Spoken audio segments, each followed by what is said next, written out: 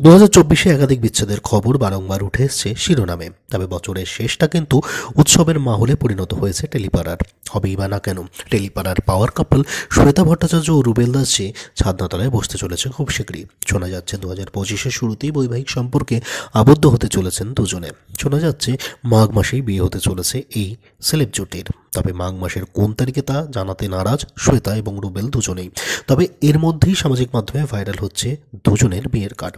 আসলে গত রবিবার ছিল এই জুটির আশীর্বাদ পর্ব, এবং আশীর্বাদ উপলক্ষে অভিনেত্রীকে সাজানোর জন্য সুদূর আগরতলা থেকে এসেছিল নায়িকার খুবই ঘনিষ্ঠ মেকআপ আর্টিস্ট। নিজের সামাজিক মাধ্যমে প্রকাশিত এক রিলে রিভিল করে দেন ওই মেকআপ আর্টিস্ট রুবেল ও শ্বেতার বিয়ের কার্ডটিকে, যা নিমেষে ভাইরাল হয়ে যায় সামাজিক মাধ্যমে। লাল রঙের বিয়ের কার্ডটিতে রূপলি হরফে লেখা বিয়ের গপ্পকথা। কার্ডে আঁকা রয়েছে বরের টোপর ও কনের সোলার মুকুটও। কার্ডের নিচে লেখা ছিল যদিয়ং হৃদয়ং মম তদিয়ং হৃদয়ং তব। কার্ডটি রিভিল হলেও কোনো নির্দিষ্ট তারিখ বা কোনো নির্দিষ্ট স্থানের উল্লেখ ছিল না কার্ডে। যমুনা ঢাকির সেটে দুজনের প্রেম শুরু হয়, যদিও দুজনের পরিচিতি কিন্তু বহু আগে থেকেই। একই নাচে স্কুলে নাচ শিখতেন রুবেল ও শ্বেতা দুজনে। তবে দুজনের কিন্তু প্রেমটা তৎক্ষণাৎই হয়নি। দুজনেই দুটি ভিন্ন সম্পর্কে ছিলেন। একটা সময় দুজনের ব্রেকআপ হয়ে যায়। পরে দুজন দুজনের কাছে আসেন এবং সেই থেকেই সম্পর্ক শুরু হয় দুজনের। দুজনের প্রেমে অনুঘটকের কাজ করেছে দুজনের মা।